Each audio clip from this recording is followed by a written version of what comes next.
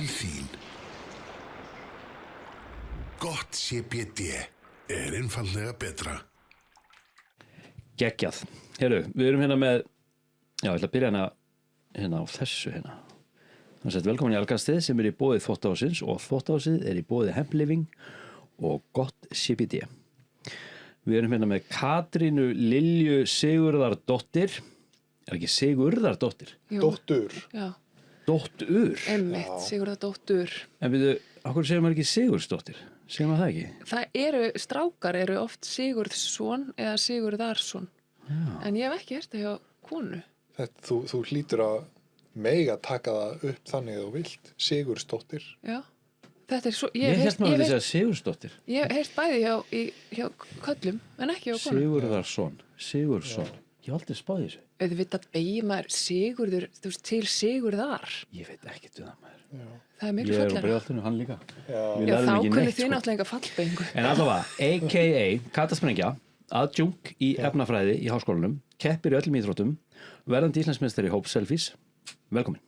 Takk fyrir það. Takk fyrir að bjóða. Þannig að áður en að Arnór tekur þetta, hvað er aðjúnk? Hvað er það? Það er mjög fancy nafn. Hvað er þetta? Aðjúnk.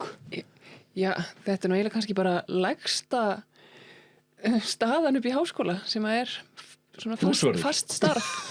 Nei, svona akademist starf. Okay. Það er svo er hérna lektor og dósent og prófessor og eitthvað svona. Ég er bara aðeins starf á botninum. Já, en sem kennari. Já, en samt ekki stundakennari. Það er ekki fastráðin. Já, ég sést fastráðin. Ég mæti í vinnu og ég fæ laun og ég held að sé erfitt að reka mig. Ég þyrfti að gera eitthvað mikið að mér, sko.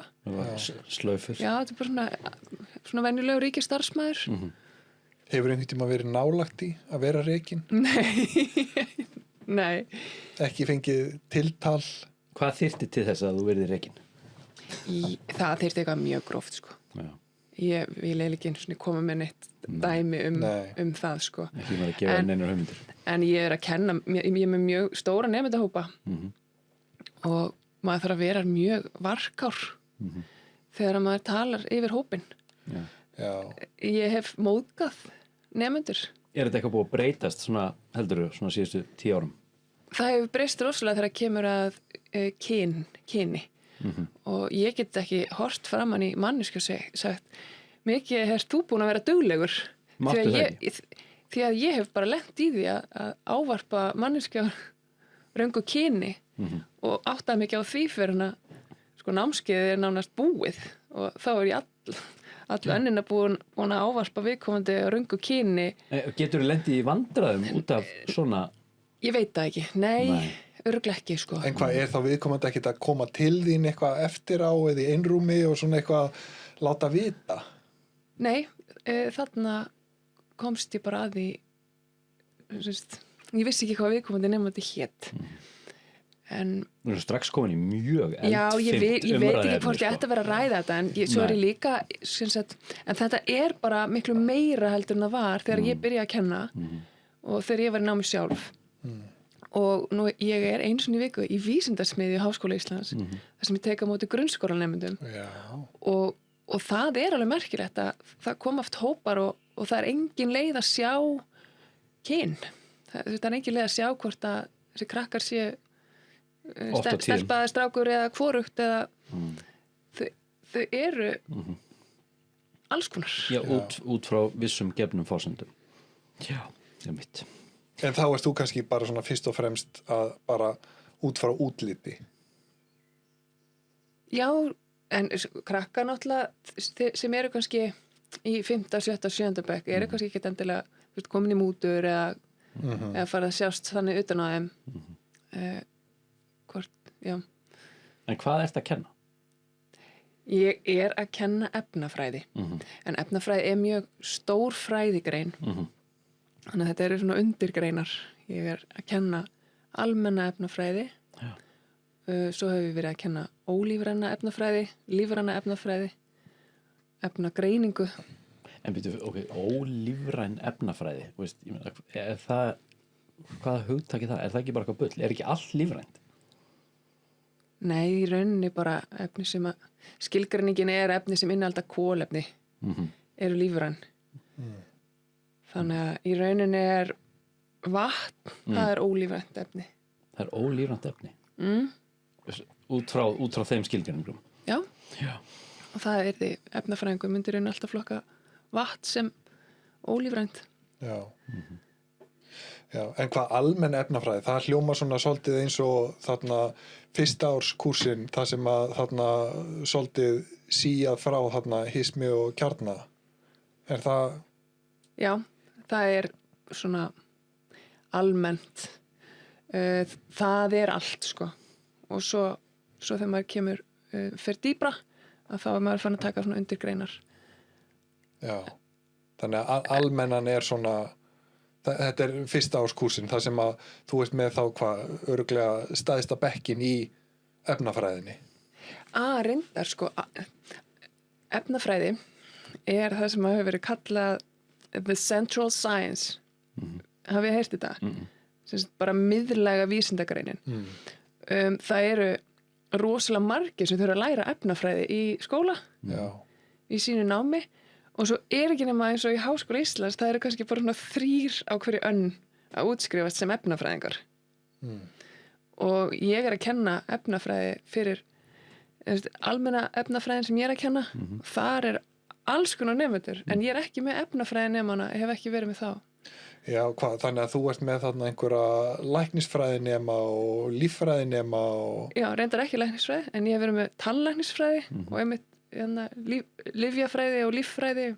Það sést þá bara sérhæfturinn út frá því fæi sem þau eru að læra. Í rauninni ekki almenna efnafræðin. Nei, ekki þessi almenna, en þegar þau eru komin í þessa sérhæfðu efnafræði. Já, þau rauninni læra almenna efnafræði, svo læra þau bara eitthvað í sínu dild, sitt fag.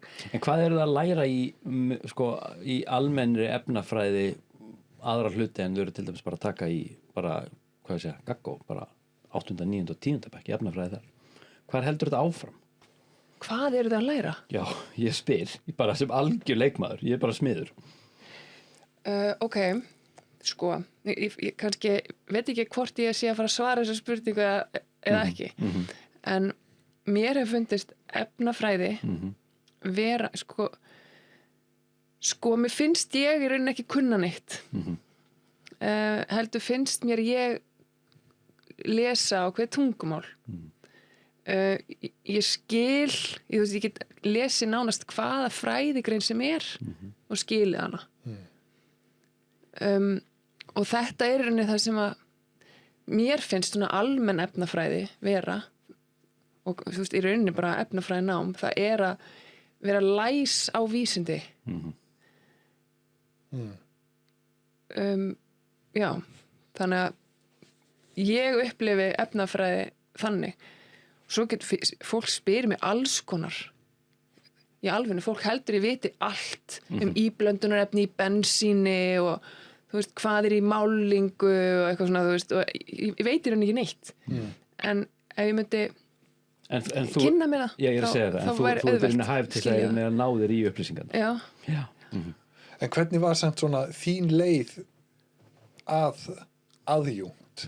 Lærðir þú efnafræði sjálf í Háskóla Íslands? Já, ég lærði efnafræði. Og hvað, fórst þá í bachelor? Sko, þetta er kannski ágætt saga. Ég fer í háskólan í stærðfræði og mér fannst hún hendaði mér ekki, stærðfræði. Og ég í rauninni ákveð að skipta nám og þarna var ég eignast mitt annað barn og ég ákveði að fara í efnafræði. Í rauninni þá ákveði að þarna bara frekar seint á mínum svona skólaferli að fara að læra efnafræði. Seint? Hvað var það? 21, 2 eitthvað? Ok, ef ég fer aðeins aftar að þá ég var ekki nema 15 ára þegar ég verð ólétta mínu elsta barni. Já. Þannig að ég var 3 árum eftir í menntaskóla. Ég eignast hann og vann aðeins og eitthvað svona og svo fór ég aftur í skóla. Já. Og þannig ég var 3 árum eftir í menntaskóla. Já. Og svo fer ég þarna í háskólan 3 árum eftir og svo eignast ég 2 börn í námi þar þannig að ég hef bæði skipt braut þar og svo ég bara svolítið lengi með grunnnámið út af barneignum. Já. Þannig en það gekk alltaf vel sko, það gekk alltaf bara ljómandi vel, en þessi barneignir voru svona aðeins að tefja námi hjá mér, en svo í rauninu leið og ég klára BS-nám, þá ég bara gripin í dæmatímakennslu. Kenna bara dæmatíma, reiknaði bara töflu og mér fannst það svakalega skemmtilegt. Og svo í rauninu leið og ég búin með master, að þá ég bara gripin í að vera umsjónamaður með námskeiði upp í háskóla og ég dett inn í það að vera í kennslu bara og ég að kenna alveg heilan helling í sem stundakennari með engin réttindi, þið veitir hvernig stundakennslan lág laun og engin réttindi, mér fannst þetta bara svo gaman svo bara var þetta orðið þannig að ég þurfti bara annarkvort að fara að gera eitthvað annað eða vera fastræðin og ég fór bara og ræddi við mína yfirmenn og sagði bara, þú veist, annarkvort verði bara að ráða mig eða í fasta vinnu eða og þú búin að vera þetta síðan? Ég bara farin. Já, ég búin að vera þetta síðan. Að sjálfsög var mitt starf auglýst skilji og það hefði aðri tækifæri til þess að sækja það. Já. Þannig að þetta fór allt eftir reglum, það var það alveg á hreinu. En þú eignast barn 15 ára? Ég var orðin 16. Þú varst orðin 16? Já. Og hvernig... Já, þú þarft ekki spyrja hvernig... Nei, ég veit hvernig það gerist. Sko. En hvernig orða þetta? Hvernig var það ekki? Ég meina, varstu þá bara heima hjá þér og foreldraðinni stigu þá bara inn? Ég meina, þú veist, hvernig eignast barn 15-16 ára gömul? Ég var flutta heiman, sko. Varstu flutta heiman? Já, ég eignast hann að kærasta, sem pappa hann, sko. Já. Og við vorum að leigja okkur hann að íbúnir í bæ og... 15? Já. En þá í grunnskóla þá? Nei, ég var búið með 10. bekkin. Og fluttir að heiman bara sumarið eftir? Já, ég var alltaf særi vísi. Ég þurfti alltaf að vera eitthvað að flýta mér. Já, aldeilis maður. En það bara alltaf gengið ljómandi vel. Sonur minn alltaf bara algjör meistari. Og hvað hann gamall í dag? Hann 925. Já. Og hann var að klára tölvunarstærðfræði í HR. Já. Dúksaði. Já, vel gert. Ég rosa máttinn á honum, sko. Já. Þannig að hann í svona gervigreindar forritun. Og hann ekki búin að gera þig að ömmu? Nei, en hann komið með kærustu. Okay. Og ég bara býð spennt. Já. Bara, þetta eiginlega bara þannig að það eiginlega hver skipt sem það ringir, sko. Þá ég að vonast eftir að fá fréttir, sko. Já, Nei, kannski ekki alveg strax, þau ekki búin að saman það lengi. En ég orðið mjög tilbúin að vera amma, sko. Já.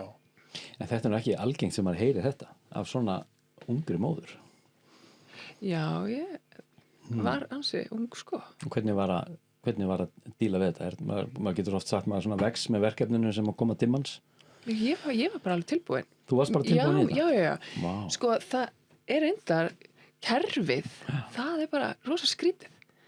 Sko, ég sinnt þessu barni, svo reyndar fór pappans úr myndinni og ég var henni ein. Jú, mamma mín var alveg til staðar og hún passaði alveg oft strákinn fyrir mig, sko, en það var ekki bakland. Nei, sem slíkt. Já.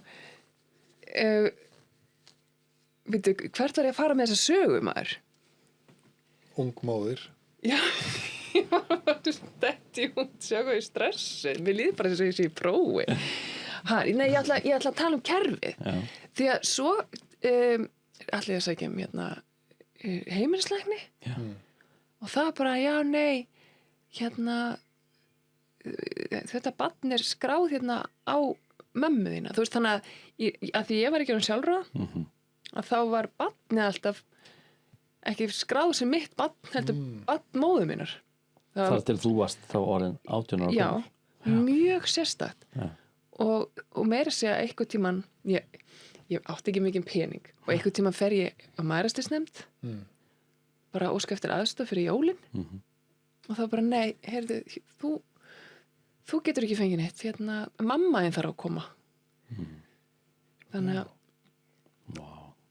það var rosalega skrítið að þurfa að annast barn en fá ekki að vera samt fullorðin. Það er skrítið að kerfi skuli ekki bjóða upp á eitthvað svona frávik eða eitthvað svona sér skúffu fyrir eitthvað svona tilfelli. Já, það finnst mér. Og hvað, veistu, er þetta ennþá svona í dag eða? Ég hef ekki hugmynd um það. Nei. En ég geti reyndar alveg trúa því að unga mæður, svona rosalega unga mæður sé bara undir verndarvæng foreldra sinna almennt. Já. Þannig að kannski er þetta ekkert vandamál nema í svona einhverjum tilfellum sem er með. En þú segir þarna, hún segist vera stressuð úti þegar þið líður eins og sett í prófi. Já. Ertu alltaf stressuð í prófum? Því nú spyr ég að forréttin, því dóttir minn, ég hef svolítið verið að glíma við svona, eða hún er að glíma við svona prófkvíða. Já. Svona eitthvað framistöðu kvíða, sko. Mikið svona, já, mikið stress fyrir próf og hún leggur mjög hart að sér til þess að fara í próf og ná hana niðurstöðu sem hún er sátt við. Er eðlilegt að vera stressuð fyrir próf? Ég held að það sé bara mjög gott. Já, er eitthvað sem þú getur nýtt þér eða? Já, ég meina þið lendi alveg í því að ef það fyrir að koma skilafresti eða eitthvað þannig þá vinnur maður bara betur. Maður vinnur betur undir álagi og tímapressu. Svo lengi sem það sé tímabundið. Já. Ég er náttúrulega þegar ég var í námi þá var maður alltaf svona smá stressaði fyrir próf og lærði þar leiðandi miklu meira fyrir próf. Fer eitthvað í gang svona efnafræðilega séð í líkamannum heldur sem að svona Ég hef ekki hugmynd um það. Nei. En sko adrenalín eða eitthvað bara sem skerpir fókus og eitthvað gerir maður skýrari. Það hlýtur að vera, ég veit ekki. Sko ég fengi að heyra, ég hljómi svona smá og haga mér eins og ég sé sennilega með svona athyglisbrest. En þegar ég var að fara í próf á sínu tíma þá var ég kannski með meltingatruflanir, geð stress og svo fer inn í prófið, byrja að leysa verkefni, svo bara rankaði við mér 2 tímur seinna, bara búin að leysa verkefnin, skilji, með kannski hæstu engun, þá bara sökk ég alltaf, gjörsamlega sökk inn í prófin. Já. Og það gat ekkert, trufla mig. En finnst þér þetta, upplifur þetta sem jákvæða lífsreynslu meðan að þið stendur? Já. Eða er þetta streituvaldur? Fyrir mig henda þetta mjög vel. Já. En það er því miður, þá eru bara mjög margir nemendur sem glíma við prófkvíða sem er bara það alvarlegur að þau vera blanko í prófum. Já, detta út. Þau vera detta út og ég hef alveg séð nemendur sem eru, nemendur hjá mér, sem eru sterkir nemendur. Já, bara svo fæ frjósa bara. svo fæ ég prófúrlausn og þá bara, þá er ekki neitt. Nei. En hvað, þú ert búin að kenna í nokkur ári, það ekki? Jú, hvað er bara ekki? Yfir 10 ár, já. Finnst þér þetta eitthvað hafa breyst svona, þú veist, hvað maður að segja Námskeita. já, svona hvað maður að segja þrautsegja nemenda gagnvart svona stress aðstæðum? Það get ég ekki svara fyrir. En það eru 3 stóri þættir sem að mér finnst að hafa haft verulega áhrif á hversu vel undirbúin nemendur eru bæði fyrir háskólanám og að vinna sjálfstætt í skóla. Það er samfélagsmiðlar. Já. Þeir eru bara nýtilkomnir. Halló, fyrir 10 ára síðan, það var þetta ekki. Ok, kannski ekki 10, en það líður svolítið hratt tíminn. 2010 komu samfélagsmiðlar í rauninni í svona tæki allavega. Já, svona já, mitt. Þannig að þetta eru svona 14 ár síðan. Men bara þegar við vorum í námi, þetta var ekki. Nei. Það var ekkert til að trufla mann, ekki neitt.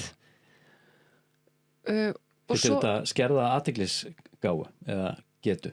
Ég meina þetta ekki þetta bara sjálfur. Maður hangir og skrollar heila laust og nemendur gera það náttúrulega líka. Já, og svo Bara eitthvað tímafjóður. suðar og pípir eitthvað í, þú veist, vasan og maður einhvern veginn bara sjálfkrafa er bara, þú veist, komin þangað, sko. Ég tók einmitt samtal með dóttur mína bara núna í dag síðast, sko, því að núna er hún að nálgast núna loka próf fyrir 9. bekk og hún fann að hafa aðeins orð á því núna svona eftir áramóta að henni finnst hún eiga erfiðara með einbeitingu og við fyrir að skoða hvað hún er að gera og það út auðvitað með svona eins og Snapchat sem er svona hálfgett samskiptaforrit fyrir þessa krakka, en svo ertu með TikTok.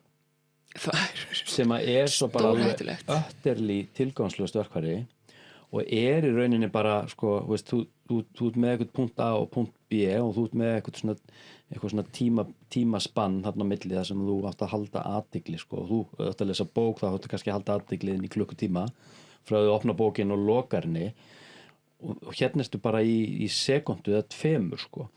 Þannig að ég reyna að útskýra fyrir henni að þetta hefur þetta áhrif á henni hvernig vitundin eða heilin á henni virkast þegar það, og talning ef þetta svo bara á milli tíma í frímínútum eins og í hennar skóla sem símar eru bara leyfðir á milli tíma það er bara eitthvað barátta sem töpuð þar og þetta hefur þetta svo áhrif þegar hún kemur svo inn í tíma eða þarf að fara að kortleggja eitthvað undirbúning fyrir próflestur eða verkefni eða annað en það þarf að taka þetta samtal með börnunum og eftir svona samtal eins og ég átti með henni í dag þá tók hún allavega ákvörðun að fram yfir próf þá tekur hún appið út úr símanum. Já, TikTok. Já, en út frá þeim fásundum að hún skildi í rauninni hvað ég var að segja við hana. Þannig að þetta er í rauninni hennar ákvörðun, þannig að samtalið hlýtur að vera mikilvægt. Já, sko mér finnst TikTok vera verst. Ég var ekkert með þetta TikTok. Þetta er algjört rusl. Og það er eitthvað samskipti inn á TikTok. Nei, maður er ekki að fá skilaboð, það er ekkert verið að bjóða manna viðburði, það er ekkert í gangi, þannig að maður er bara algjörlega heilalaus. Ég hendi TikTok út úr mínu síma, ég gati þetta ekki, sko. Já, en síðan hef ég heyrt, sko, að sko í raun og veru algoritminn sem er á bak við TikTok eins og hér á Vesturlöndum sé allt annar en algoritminn sem er á bakvið TikTok í Kína, þaðan sem þetta kemur. Býtu hvernig þá? Hvað er algoritminn hérna, hann er bara að sýna okkur hérna, þú veist, fólk að detta á rassinn og einhverjir, þú veist, fólk að dansa og eitthvað svona vitleysis hlutir á meðan í Kína að það er miklu frekar verið að sko lyfta einhverjum sko vísindaafrekum og íþróttaafrekum og einhverjum svona stuðlað þrautsegju já, svona framúrskarandi sko einstaklingum sem er að gera eitthvað sko markvert og uppbyggilegt.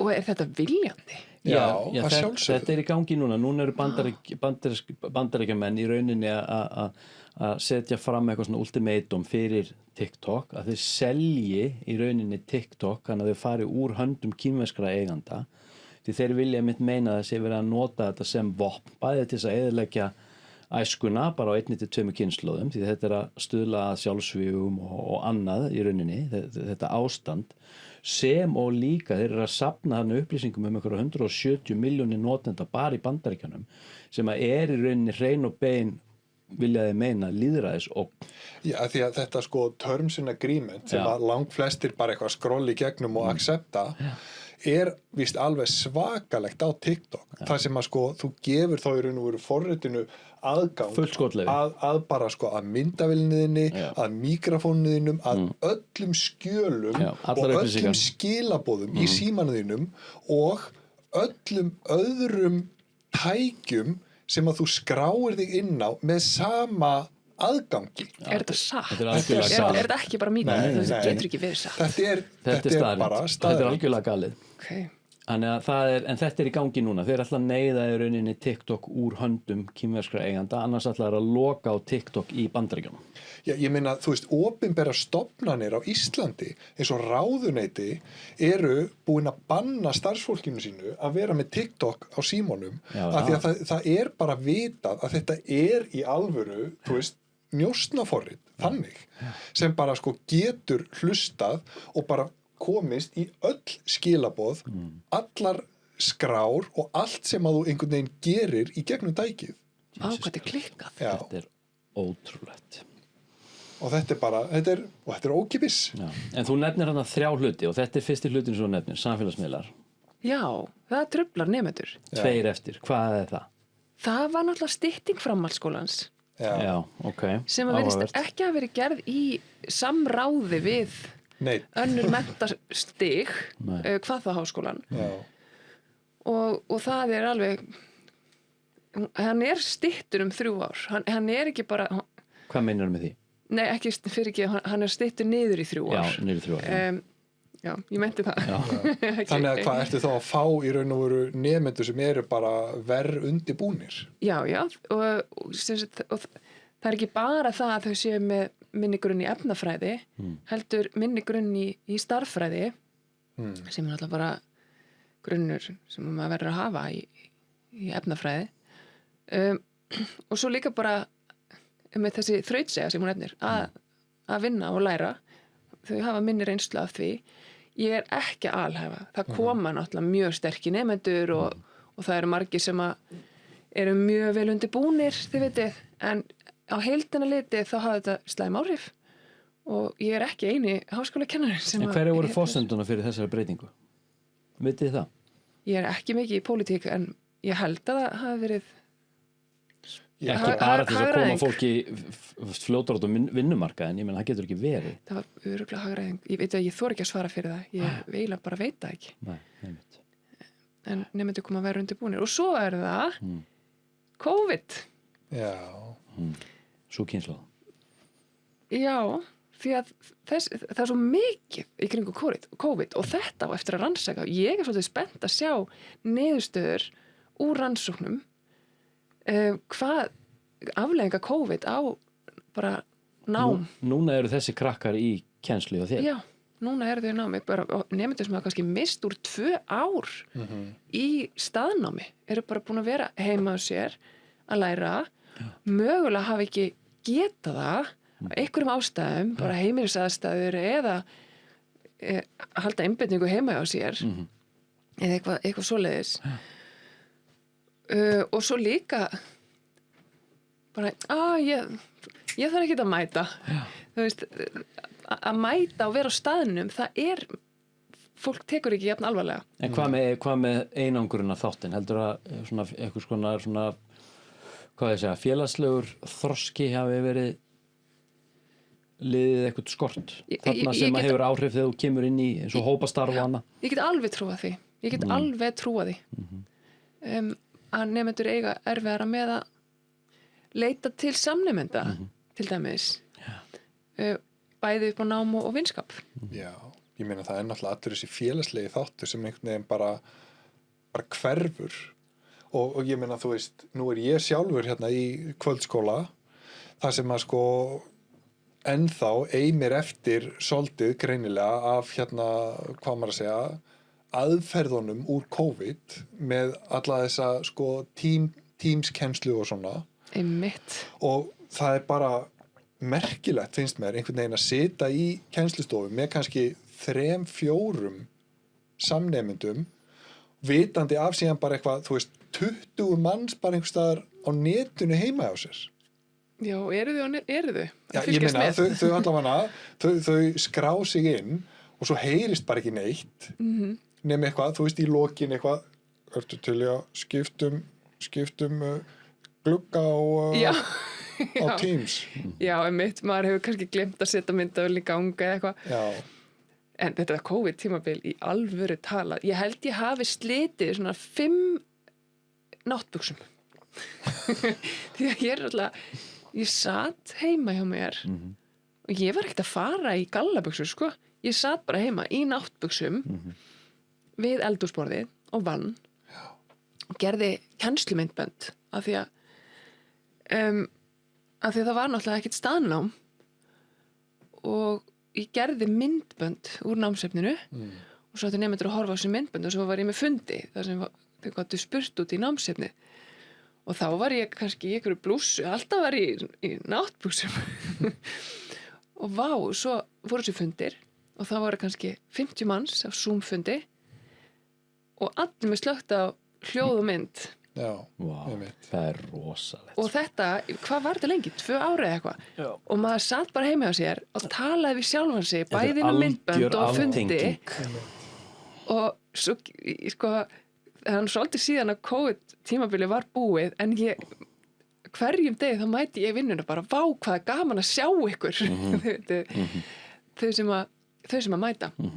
Þetta er nú alveg rannsóknarefni út af fyrir sig að sjá í rauninni hvernig þessi hópur í rauninni kemur út og líka bara að sjá í rauninni hvað í rauninni af þessum aðferðum eða úrræðum sitja svo eftir eins og þú segir sko, veist, það komu þarna hlutir eins og Zoom og Teams og annað sem komu alveg sjúklega sterkir inn og þeim svo ekkit sópa bara út á borðinu þegar COVID búið sko. Því þetta ástand heldur í rauninni áfram sko. Þetta náttúrulega fyrir marga sjúklega þægilegt að þurfi ekki að vera interakta með fólki sko. Ég meina þú veist og er líka sko þægilegt og hagkvæmt þú veist fyrir ákveðna einstaklinga já, klálega já, já, en þarna hvað var mastersverkefnið þitt? Já, þetta er alveg svolítið góð spurning. Já. Ég var í meistarverkefni, ég var seinasti nemandi leiðbeinanda míns áður en hann fór á eftirlaun og hann sem sagt, var að vinna með ólífrænar efnasmíðar og ég var að reyna sko í stuttu máli þá var ég að reyna að smíða ólífrænt efnasamband ég veit ekki hvort mér hafi tekist að smíða það en ég náði allavega aldrei að einangra það og ég svoleiðis hékk inn á tilraunastofu og hamaðist við að reyna að fá þetta efni sem var að reyna að smíða hreint og svo hvort að ég hafi ekki verið búin að vera svona ár í þessu þá fór ég að hitti leiðbeinandi minn og segi, veistu, ég get ekki skila að mér ritgerð sem fjallar það að ég hafi ekki getað gert eitthvað og þá segir hann, já, ég er enda með hérna annað verkefni sem að þarf að klára og þá réttir hann mér sko gríðalegt magn af gögnum úr svona hraðli í Sviss. Sen? Nei, í Villigan. Og segir, já, það þarf að vinna úr þessu gögnum minna. Hvaða gögn voru þetta? Hvað var verið að gera í þessum hraðli? Það var verið að mæla niðurbrot á sameindum. Bara rauninni hvernig að brotna niður. Og ég kunni rosalega lítið á þetta. Og ég var sendana út í Villigan til þess að læra á eitthvað forrit sem var smíðað þar í einhverjum kjallara. Og einhvern veginn þá tókst mér að vinna úr þessu gögnum og bera saman við sem sagt vinnur úr þessum gögnum, þessum mæligögnum og reikna og bera það saman og þetta var einu starra heldur en uppálega verkefni mitt þannig að verkefni mitt var í rauninni blandað þessum ólífrænum efnasmíðum sem gengur og svo illa það fór með? Já, ég skrifaði það og svo í rauninni það sem kallast reikni efnafræði sem að mér finnst ég aldrei hafa náð almennilegum tökum á En hvað, þá þurftur í raun og veru bara að vinna svona, hvað segir maður, þú veist, greina þessi gögn? Já. Kortleggja? Já, setja upp og svo reikni þátturinn þar sem að ég rauninni nota svona hvað forrit, set svona upphafsbreytur inn í það og svo eru svona tölvuklasi sem reiknar út út frá þessum upphafsforsendum já, þannig að það kallast reikni efnafræði og ég get ekki sagt að þetta hafi verið mín sérgrein, ég tók 1 námskeið í þessu upp í háskóla og í rauninni þá fannst mér meistarverkefnið mitt ekkert sérstaklega skemmtilegt ég er ekki mikil tölvumanneskja að setja fyrir saman tölvu það er ekki mikil. En hvað er ólíkt við þetta verkefni sem þú vinnur þarna með því að kortleggja þetta ferli og fá okkur ákveðna niðurstöðu en bara hefðbundri vinnu, er þetta komast að einhverju nýju þarna er einhver uppgötvun í þessu ferli eða er þetta bara eitthvað sem að einhver annar hefði tekið að sér og unnið sem bara hluti af einhverju jobbi? Þetta er mjög góð spurning meistaranemar í efnafræði og reynda líka doktorsnemar eru rosalega mikið að vinna vinnun á gólfinu og þetta verkefni mitt það er henni skilar 4 tölum inn í einhver töflugildi sem að geti verið notuð eitthvað staðar sem er henni orka í ákveðnum tengjum. Er hægt að halda endalaust áfram? Já, það er hægt að halda endalaust áfram. En ein spurningin, þú talar að þú sem sagt eittir ári í að reyna að smíða eitthvað lífrænt efnasamband. Já. efnasamband, Já. en hvert er hráefnið? Það er sem smíðað úr öðrum Ólífrænum. já, öðrum efnum. Já, þá ert þú með einhver frumefni Já, eða aðra sameindir. aðra sameindir, já. Já. En Og svo reynir maður bara að púsla þessu saman. En hvað varst það hann að smíða? Ansa-komplex. Sem er hvað? Er þáttur ekki fyrir almenning? Jú, þannig að þú eru að tala mannamál. Ha? Er ekki þetta útskýrt á mannamáli? Jú, þetta er ok, Ég myndi aldrei spyrja það nema ég verið forritin, sko. ok, þetta eru það sem kallast samloku komplexar og sem eru getið bara ímyndað ykkur samloku þú veist bara brauðsneðar skiljið, en þetta er náttúrulega ekki brauðsneðar en sameindin sjálf er svona smá eins og samloka með málmjón í miðunni og samlokunar eða þið veitir hringirnir sem er umlíkja þessi málmjón þeir eru tengdir saman með svona atómkeðju þið veitir svona smá keðju og þetta kallast ansa-komplexar en þegar það komið svona keðja á milli að þá halla hringirnir sem er þessu brauðsneiðarnar halla að keðjunni sem tengja það saman en það var búið að reikna út að með keðjunni sem ég ætla að hafa milli hjá mér að það myndi hallin verið í hina áttina. Þetta er svo verkfræði. Í rauninni, þetta er bara mjög litla sameindir og það er þú veist, bara það að smíða þessar sameind hefði verið svona fyrsta þannig sameindin sem að hefði verið með ansa-komplex með hallan í öfugastefnu. En hefði það verið eitthvað svona jafnvægis ástand þá? Það er alltaf jafnvægis ástand, já. En svo er það sko framaldið sem er svo skemmtilegt, það er hvernig þessir komplexar opnast upp og geta búið til fjölliður. Og það er rauninni bara önnur fræðigrein. Ég held að það er svona fjölliður sem notaðar í svona optics, svona gler, linsur og þannig eitthvað. Ég veit ekki meira um það. En þessi vinna sem þú ert að lýsa, þetta er nú eitthvað staðar hjá mér, ég sé er ekki prótein, er það ekki líka fjölliður? Jú. Svo er þetta að gera ólífrænar fjölliður. Það er þetta sko, hvað fyrst er mest heillandi við efnafræði einsvinni, svo er þetta nálgast efnafræði út á svona einhvers konar andlegri nálgun og nú hefur maður svona séð svona að margir merki vísindamenn þannig að fái uppljómanir eða svona gegnum svona innblástur og þess vegna gegnum drauma og annað og við sáum eins og með Oppenheimer þegar hann láð þarna bara í einhverju krísu sko, og sama eins og með Einstein þegar hann situr þarna og leiðist í einhverju kennslustofu og hann er eitthvað að sjá bara eitthvað ljósið og hvernig það er uppbyggt og annað. Ég meina, krefst þetta ekki mikillar íhugunar? Koma upplýsingar aldrei til þín svona eins og þú opnir þig fyrir einhverju sem þegar er og þú fyllist innblæstir ef allt einu skilur?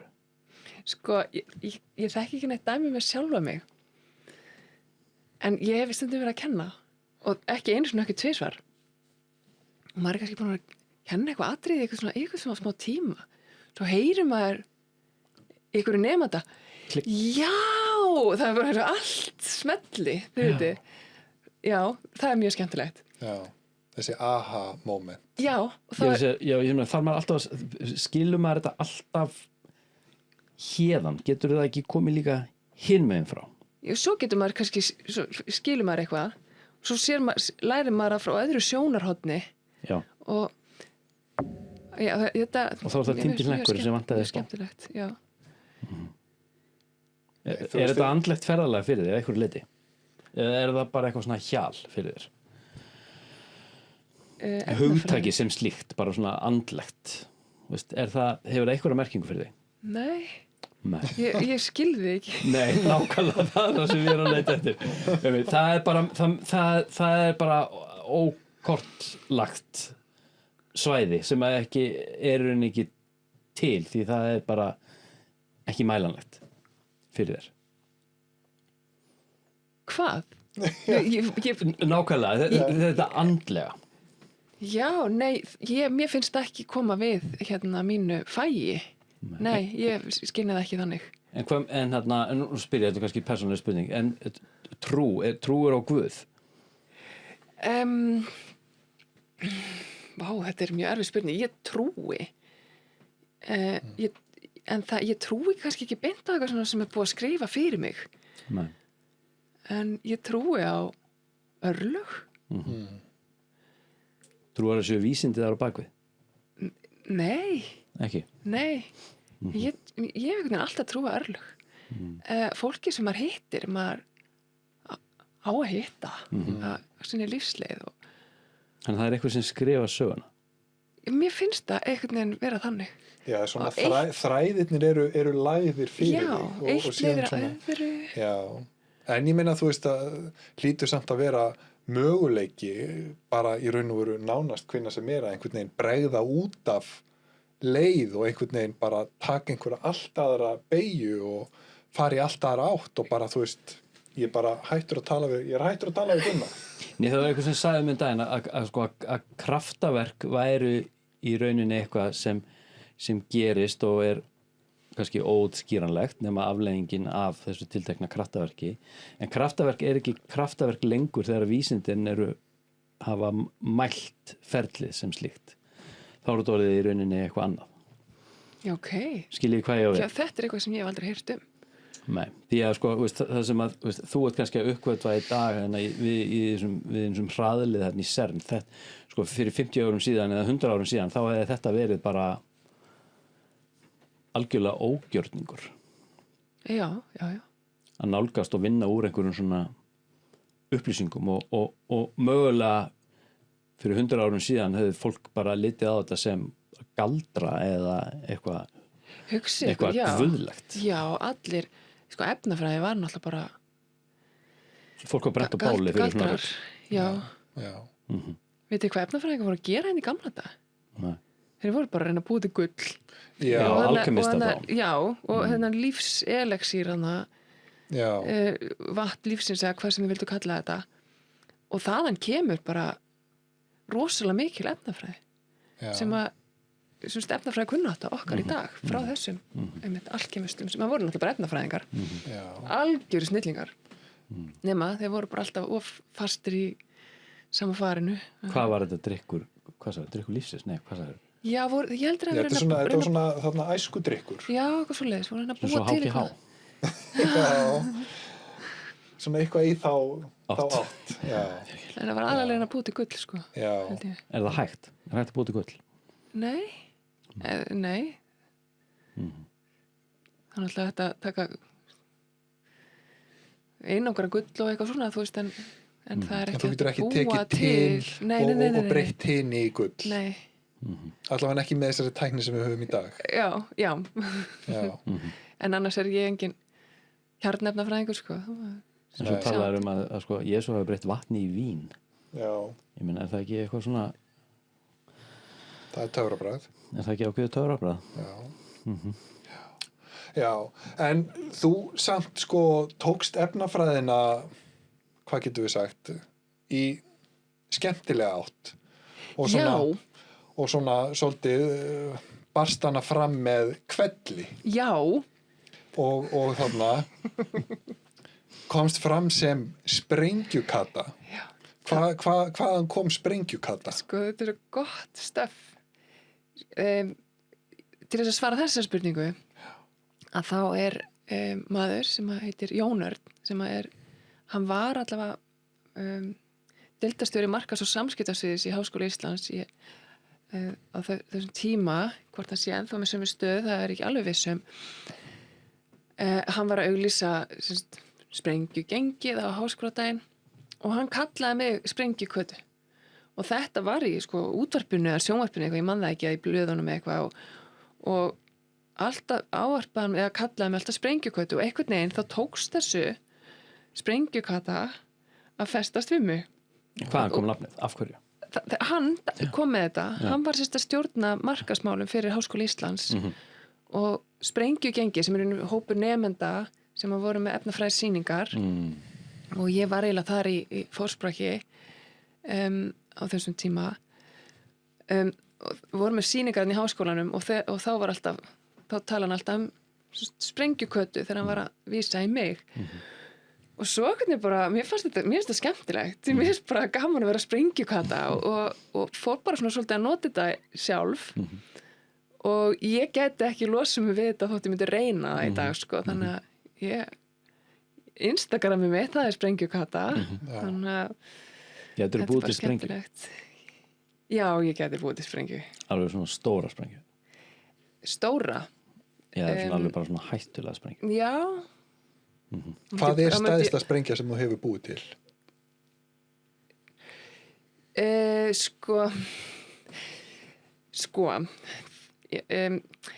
Þið vitið að það má ekki fara með vökva í flugvél og það innu vegna þess að það mjög auðvelt að búa til sprengiefni úr ég ætla ekki að koma inn uppskriftir hér. Nei. Fólk geta kannski bara að googla þetta eða hefur eitthvað áhuga að gera þetta. Það kemur allavega ekki frá mér.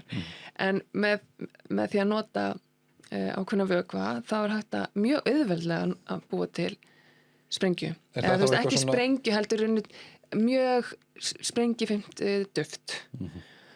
Og þau mun meira bara sem að gera af þessu, þau mun hættulega að verða og þetta einmitt sko sama efni var notað í Boston Marathon munið þegar að það var sprengja þar og það bara nákvæmlega þetta sprengja og þetta sprengjefni hef ég búið til hann nokkrum sinnum bara í litlu magni þá? Í litlu magni svo bara hætti ég því ég vil ekki vinna með svona efni.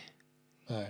Ég veit einn Svía, ég veit reyndar ekki hann en ég þekki fyrir kennara hans, þessi Svíi, hann bara skaðaði á sér hendina og augað með þessu sama efni, var bara eitthvað að fikta með þetta. Í þessari vinnu? Hvort hann hafi verið að bara til gamans, þetta var engin hryðjuverkamaður sko.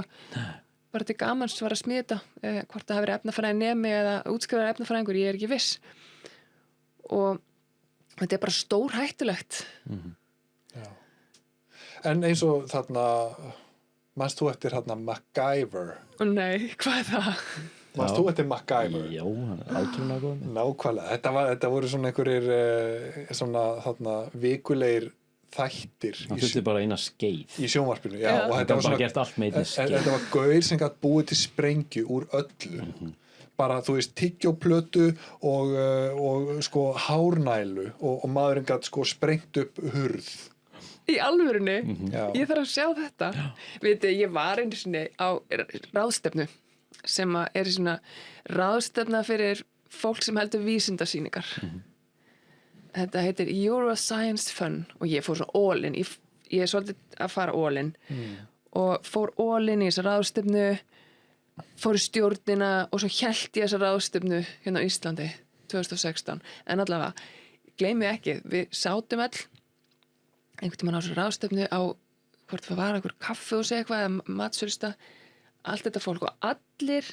annarkvort eðlis eða efnafræðingar að vinna við vísindasýningar bara setja upp vísindasýningar og það var bara allt tekið, allir matur einmitt skeiðar og glös og pipar og bara kertin og allt á borðinu og einhvern veginn þá var bara einmitt hlutinni sem við vorum bara með höndunum hana, þetta var allt orðið einhverju vísinda dóti, hráefni skemmtiatriði já, mjög skemmtilegt, þegar komin svo margir svona hugar saman það er svo skemmtilegt sko en þetta tímabil hann með sprengjugenginu það var rosalega skemmtilegt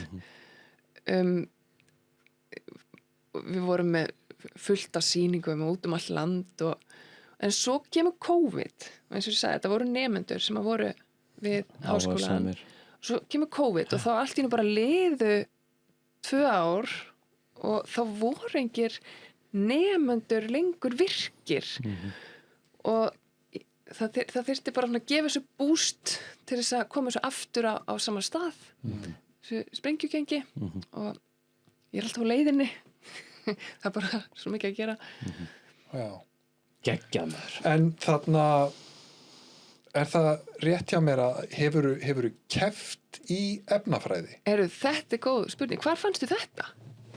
Var ég búin að segja þér frá þessu? Nei. Þú sagði mér hún var í ólympíumestari. Ólympíumeistari. Já. Nei, ég get nú ekki sagt það. Ekki. En já, kepptir á ólympíuleikum í efnafræði? Ekki ég. Það er keppt í það sem kallast bara ólympíukeppni í efnafræði. Já. Eða International Chemistry Olympiad.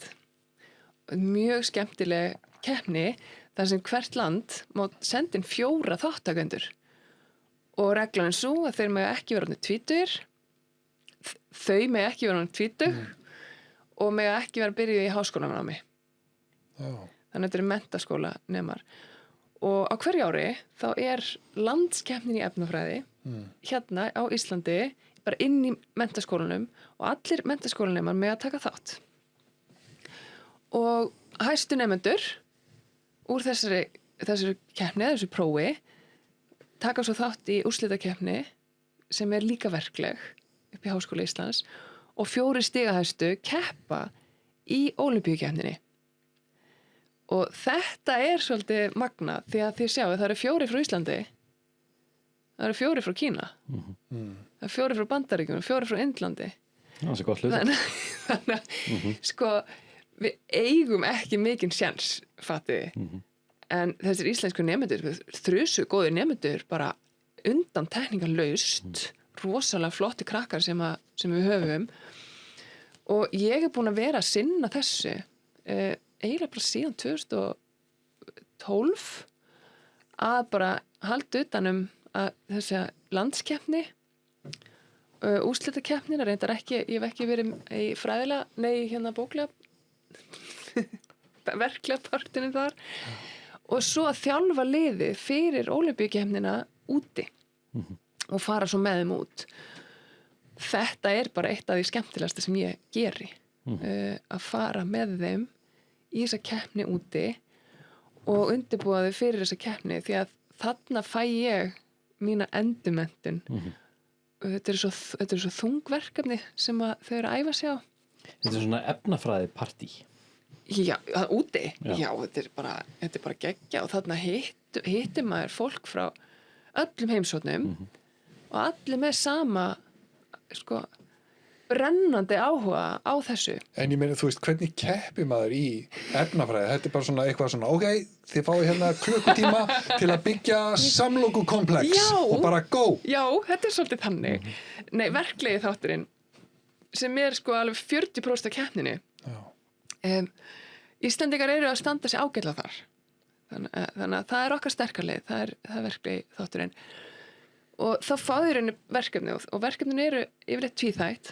Það er annars vegar að smíða eitthvað efni og þau fá bara, þetta er svona smá bara eins og baka köku, skiljið, það er bara þá að gera svona, þetta er bara, það er bara verkseðill, bara hvað átt að gera og svo fara eftir uppskrift. Ég fara eftir uppskrift og svo er bara hvað maður er nákvæmur í vinnubræðum og svo stundum þannig maður að vera svona aðeins að hugsa líka og kunna á búnaðinn, skiljiði.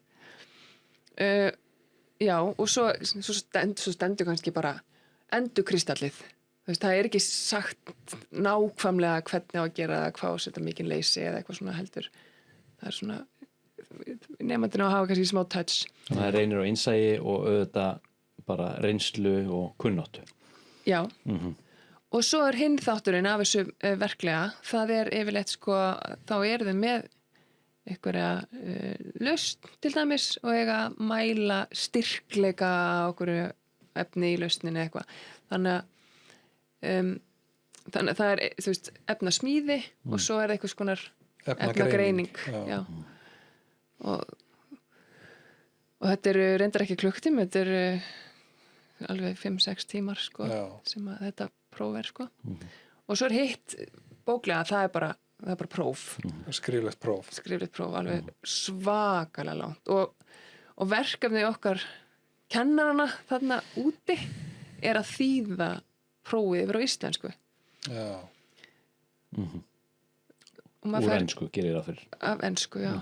Og það tekur rosalega langan tíma. Þetta ekkert segið með Google Translate og fara svo bara aðeins yfir. Í rauninni mættum við gera það, já. Það bara svo lélegt fyrir íslensku. Það gengur yfirleitt betur fyrir hinn tungumáli. Sko, við erum núna að koma í klukktíman og áður við förum að þú tekur við þessum íþróttum. Mér langar aðeins að fara í þetta Moskvíum dót, sko. Já, einmitt. Moskvíum? Bara smá. Nú kemur það. Nei, það kemur ekki neitt. Sko, ég hef alltaf verið með svona svolítið þráhyggju fyrir svona fljúgandi flíeldum, svona sem sagt fljúgandi furðuhlutum. Ok. Og það sem sagt kemur fram maður árið 1989 sem kom sem sagt undir dulnefninu Dennis í Bandaríkjunum og talaði við þarna rannsóknarblaðamann sem heit George Knapp. Hann sem sagt að eigin sögn var hann ráðinn sem vélaverkfræðingur á svæði sem hann kallaði S4 eða Section 4 á svæði sem sagt Area 51 í Bandaríkjunum. Og að eigin sögn starfaði þar í hálft ár við tilraunir og að skoða búnað sem virtist vera sem sagt aflgjafi, ef að það er rétt orð, fyrir svona fljúgandi flíildi sem að virtist hafa komið frá öðrum sólkerfum sem að hann vildi meina hafi sem sagt náðst og fundist við fornleifa uppgröft. Og hann segir á þeim tíma hafi sem sagt förin verið allt 9 talsins. Og hann sem sagt kemur sem sagt út úr skapnum sem sagt með þetta sem svona whistleblower því hann óttaðist líf sitt og nú endurteki bara lesi upp hérna texta hérna. Hann óttaðist líf sitt því að sko tæknin sem hann vildi meina sem knúði þessi farartæki væru eða virtist vera 100% skilvirk hvað varðar orkulósun og notkun.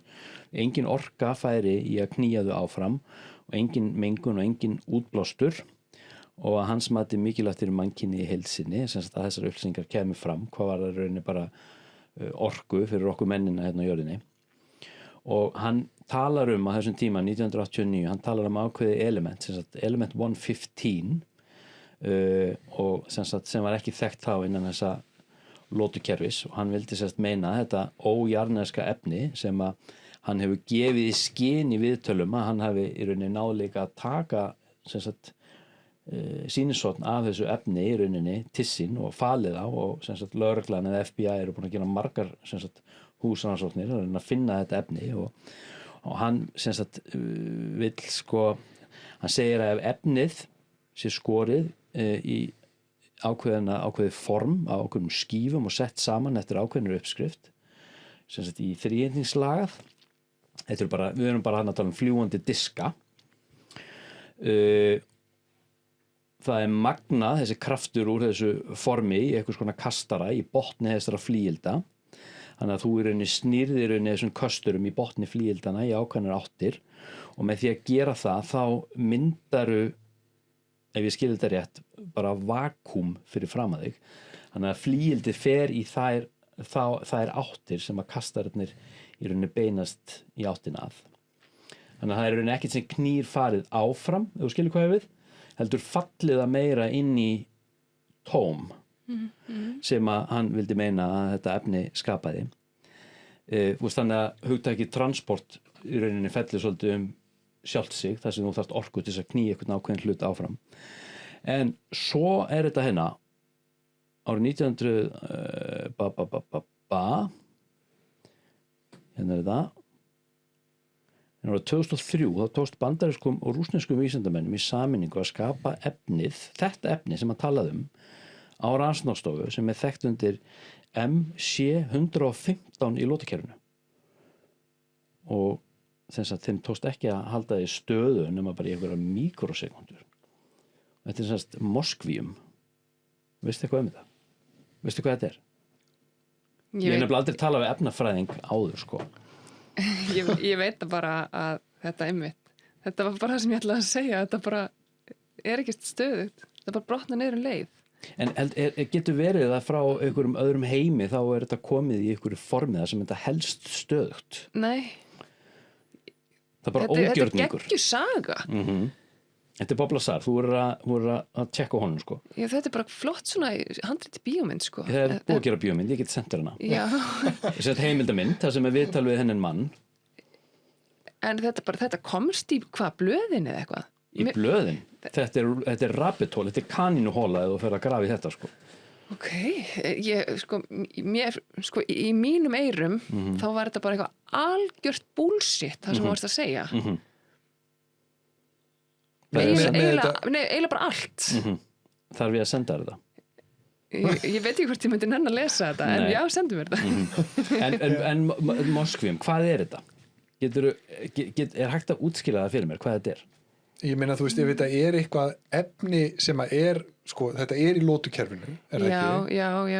En er samt í raun og veru ekki, hvað getum við sagt, það er samt eiginlega ekki til. Já, það er ósvo vont að segja til eiginleika efnis sem að þú veist, bara nokkur atóm bara brotna niður leið, sko. En af hverju á það heima þar? Út af fjölda róteinda í atóminu.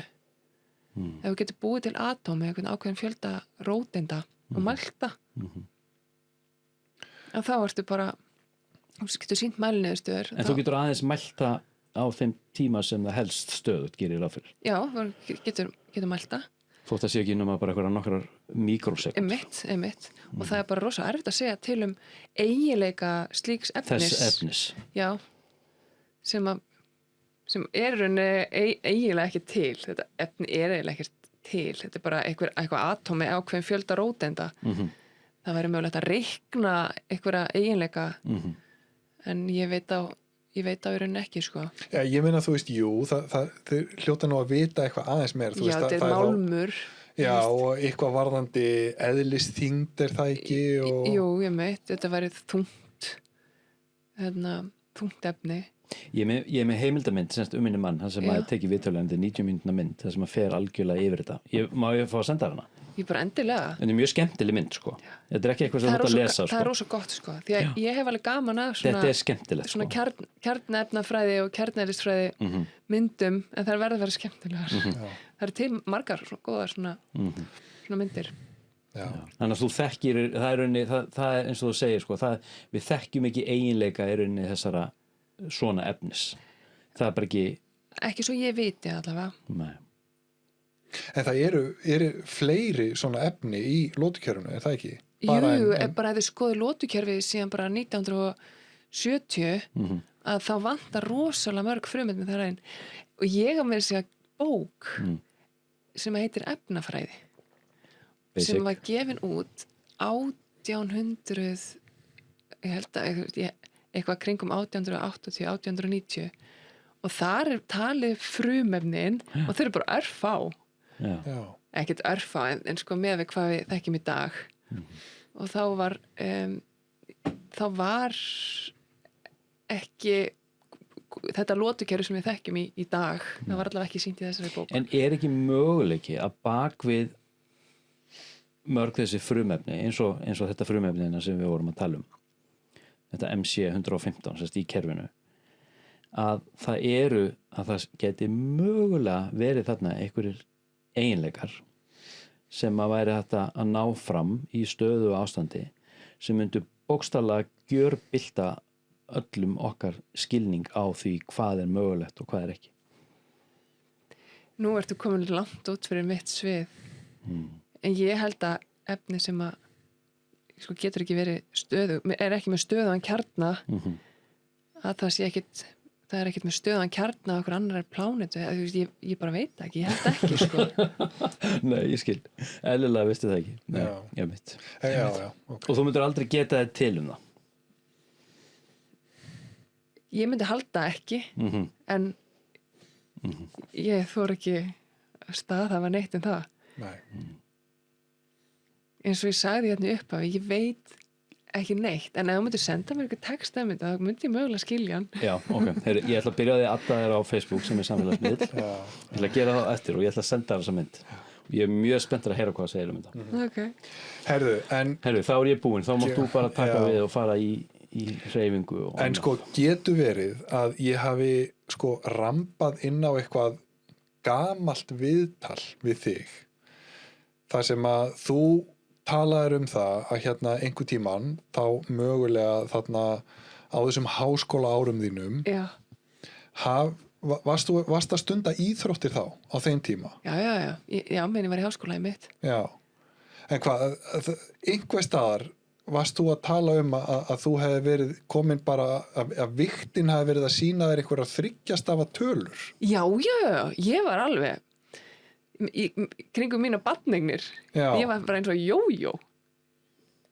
Þannig að hefur verið meira en 0,1 tonn? Ég hef verið feit. Vildir ekki bara orða það þannig? Jójó. Ég ætla að segja akfeiti, þið þorðið ekki, en takk. Já. Sko, ég þyngist svo mikið á meðgöngu. Bara ég á 3 börn og ég hef alltaf þyngst mjög mikið. Og skemmtilegt að segja frá því að þegar ég er ólétt að barni 2, þá ljósmóðurinn, hún vill fara að vigta mig og skrá vigtina og hún svo segir hún, heyrðu, þú þarft að fara í sykurþolspróf. Þú ert örugglega með meðgöngu sykursýki og ég fer í svona sykurþolspróf, veit ekki hvernig það virkar. Það er viðbjóður. Maður að þamba heilt risastórt glas af dýrsætu vökva, eitthvað svona þykk fljótandi og svo er maður mældur. En allavega, og ég var ekki með sykursýki og svo sendur hún mig til næringaráðgjafar því ég var þyngdi svo mikið og næringaráðgjafar spyr, hvað borðar þú? Ég segi bara, já, hvað borðar í morgumat? Ég bara, Vítabix til dæmis, segi ég.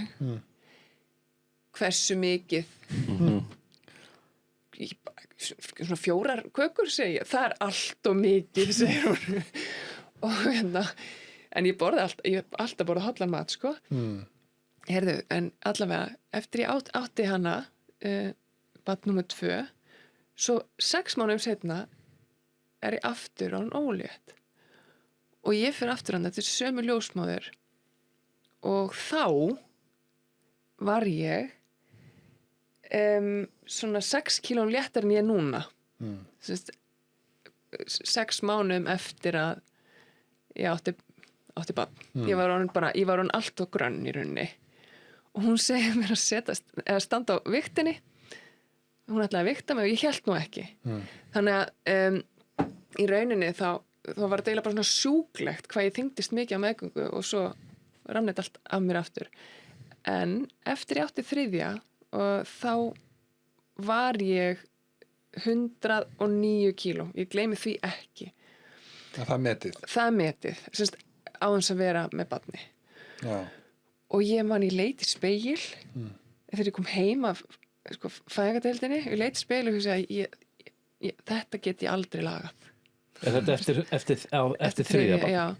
Svo er bara mannslíkaminn, hann er svo ótrúlega magnaður. Ég lít bara þrussu vel út í dag, sko. Það er ekki að sjá að þetta hafi verið. En þurftu ekki að hafa mikil fyrir því? Ég sjálfur sér ekki, maður hefur gaman að hreyfa sér, sko. Reyndar, þegar ég var í BS-námi þá situr maður svolítið mikið, sko. En þú ert algjör íþróttaálfur. Ég sagði henni í byrjun, þú keppir í öllum íþróttum. Þú Já, sagði það sjálf. Mér finnst gaman að keppa. Þú keppir í öllu sem hættir að keppi. Já, ég hef keppt í ég hef verið í þríþraut og náttúrulega sund og hjól og hlaup. Og svo hef ég keppt í róðra þríþraut eitthvað tímann. Já. Þá eitthvað tímann, ég hef 3 þátt í þannig að róa, það er mjög erfitt. Á bát eða á vél? Á vél. Já. Og svo tók ég eitthvað þátt í eitthvað svona crossfit keppni eða eitthvað svona bootcamp keppni eða eitthvað. Já. Þar sem að ég var að gera eitthvað 1 eða 2 og ég var í liði, sko. Þannig að ég elska að keppa. Svo gaman að keppa. En það er ekki því að ég er að reyna að vinna. Það er bara mér svo gaman að vera með. Já. Og ég er búin að skrá mig í marga keppnir í sumar, svo bara sjáum til hvert ég mæti, sko. Arnór er svona leika, sko. Já, einmitt. En ég var, svo ég fór monta með þess, þá var ég bjartasta vonin í þríþraut, af þríþrautasambandi Íslands, hvort það ekki er í 2016. Já. Keppti ekki eftir það. Nú, þú bara hættir á toppnum. Já. Rosa bjart von eitthvað. Hvað gerðist? Hvað hættir í þríþraut? Sko, mér var bara svo kalt. Já. Ég tók þátt í einni mjög stóri keppni að sumarið, fyrir mig, það var hálfur Ironman. Hérna á Laugavatni? Nei, ég held að það hafa aldrei verið hálfur Ironman á Laugavatni. Jú. Það? Já. Þetta var í Kjós. Já, var þetta þarna challenge-keppnin? Já, það er alveg bara legendary keppni, það sem að sko, það voru fluttir inn hérna sko fyrrverandi heimsmeistarar. Þarna Chris McCormack, þarna Makka, sem að, þú veist, var heimsmeistari í Ironman. Ok. Hann kom hérna bara sérstaklega til þess að keppa og hann gafst upp eftir sundið. Það voru margir sem hætti í sundinu. Já, Þetta var kulda. Já, þetta var bara ofkalt sko. Og það var líka, allavega þegar ég keppti, þá var stormviðvörun og brjálað veður. Og það voru margir sem hætti í sundinu af því að þetta var bara svo mikil öldugangur. Já. Fólk var bara hrætt líf sitt. Já. Og svo á hjólinu, það var svo mikil vindur. Það hefði aldrei verið hægt að hjóla með svona breiðar gerðir, sko. Já. En rosa var þetta erfitt. Einhvern veginn tókst mér að ná ágætis tíma þarna. Og þú kláraðir? Já. Og varst bjartasta vonin í kjölfarið? Bjartasta vonin, svo bara keppti ég ekkert í þríþröð eftir þetta, allavega ekki í svona open water, þið veitir. Það er svo kalt. Svo er ég svo vitlaus. Ég fer alltaf úr vatninu, er ógeðslega heitt, svo fer maður á hjólið og fattar maður ekki hvað maður er illa klæddur, sko. Já. Frýs í hel. En eru þið ekki í galla þegar þið eru í þessu? Jú. Í þessum sundum? Jú. En svo ef maður er eitthvað svo, þetta rugla svo í termostatinu í líkamannum. Man er eitthvað svo heitt, maður kemur upp á vatninu. Já. Og svo leða maður byrjar að hjóla og komið blástur á sig á hjólinu. Frýs maður bara í hel. Eða ég allavega. Já, ég meina ég tann ekki með að hjóla 30-40 km hraða og svo kemur vindur í kjölfarið og þú kaldur, blautur eftir sundið. Blautur. Já. Þetta er rosalega skemmtilegt sport, sko. Þríþrautin, hún er rosalega skemmtileg.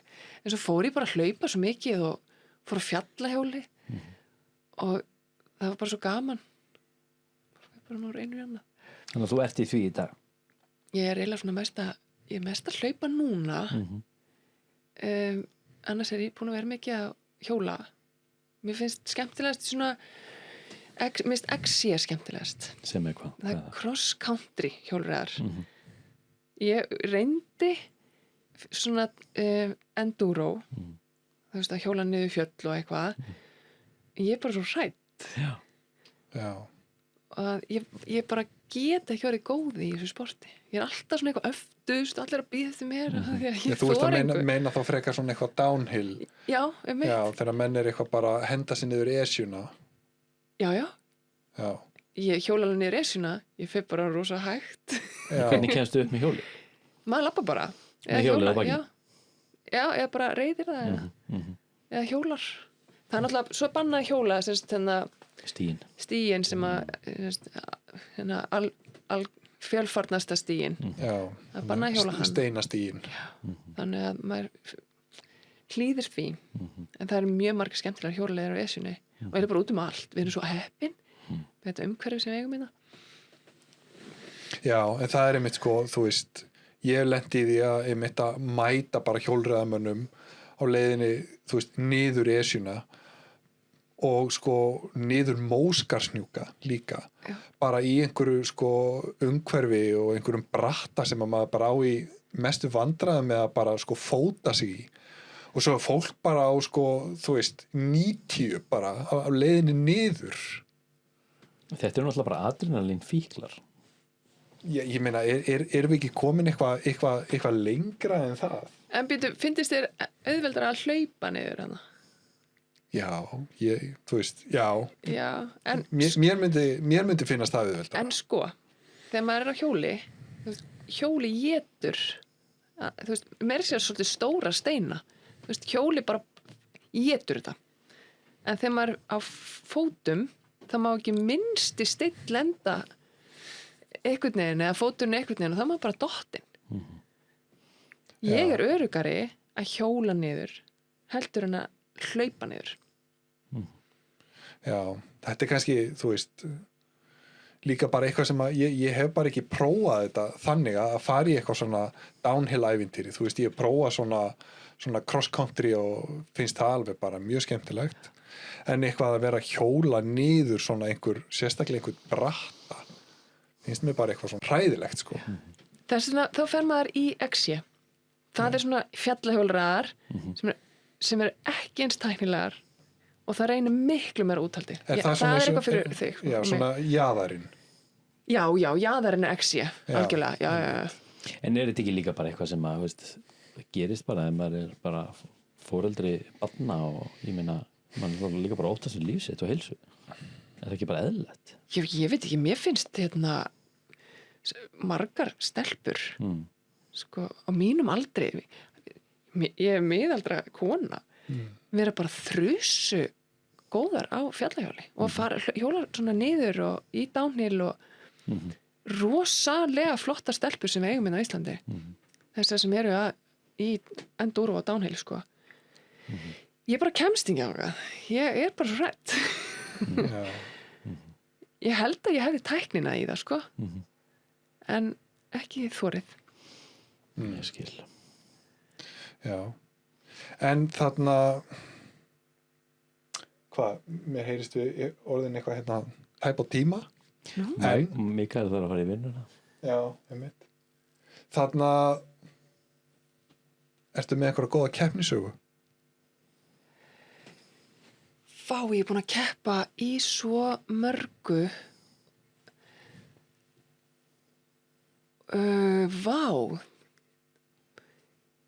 hvað nei, er ég með sko, það eru þá bara ekkert góðar Nei, einmitt, það er, þú veist þegar þú krassar eða þegar maður endar á klósettinu eða út í runna eða Já, ég hef reyndar aldrei lent á þessum vegg Nei Ég hef aldrei lent á honum en sko mín í rauninni svo keppni sem stendur upp úr hjá mér af öllum keppnum það er munið eftir óveðrinu í Henglinum 2021 Já því að þá hljóp ég 50 km hlaupi, hvort það sé samt 55 ég man það ekki alveg en þegar ég kem í mark þá fannst mér sigurinn ekki vera einhverju 50 km en heldur að vera bara á lífi það var alveg þannig Já, því að það var svo kalt Já að ég var blöyt, náttúrulega bara blöyt alveg í gegn og það var svo blöytt og kalt og mikið rok og ég var dofin og máttlaus sko ekki bara í fingurunum heldur upp fyrir axlir ég gat ekki opna gel ég gat ekki sett á mig húfu ég hefði ekki getað klætt mig í jakka ég gat í rauninni ekki gert nokkuð skapaðan hlut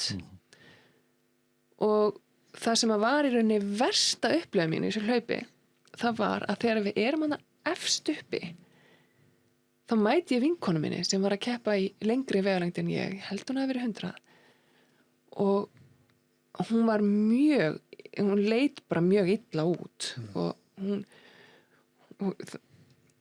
og ég segi við hana bara þú verður að finna hjálp fólk bara hætt komið Já, þú lítur ekki vel út þú verður að fá hjálp og svo var ég hlaupin í burtu Já af því að þetta var spurning að bjarga einn lífi sko wow, og ég veit að hún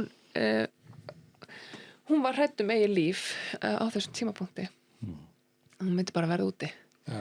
en þarna ef ég hefði mistið mig ef ég hefði dottið ef ég hefði þurft að hætta að hlaupa á einhverjum tímapunkti og þurft að fara að ganga þá hefði ég ekki lifað af það er bara limpast niður Já, ég hefði orðið úti sko Jesus Christ þetta var rosaleg keppni Já. og ég ákvað eftir þetta að ég myndi aldrei taka þátt í svona keppni nema skoða bara veðurspá og ekki taka þátt ef að veðurspáin liti illa út en þetta var enda worst case útgáfa af veðurspáni En samt, þú veist, ég meina eftir þessa upplifun og út frá þessari lýsingu að, þú veist, hvað færði til þess að halda áfram? Til þess að skráði í næstu keppni? Til dæmis, ég hef ekki keppt í Henglinum 50 km nema í þetta eina skipti það sem að myndi fá mig til þess að taka þátt aftur væri að mér langar að prófa þetta í góðu veðri. Mér langar í alvörunni Ekki að vera kalt. já, að prófa þetta og bara hafa gaman og líða vel og ekki koma hágrátandi í mark, skilji. Já.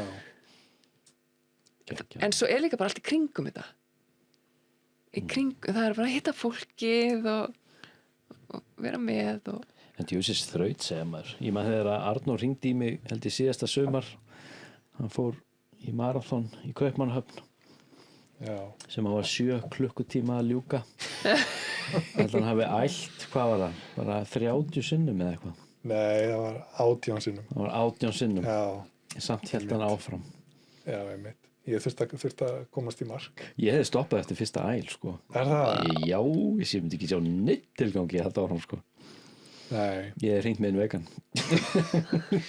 Nei, þetta er svona, þú veist, einmitt, þessi spurning, sko, þú veist, þegar þú situr á ferðaklóstinu, svona bara í alvörunni, með allt niður um þig og ælir á gólfið á meðan, þú veist, það frussast út um hinn endan á sama tíma Oh my god. og hugsa, sko, býtu, af hverju var ég að borga mörg 100.000 fyrir þetta? það er svo leiðilegt að vera viðkvæmur í maganum. Sem betur fer hef ég ekki oft lentið í keppni.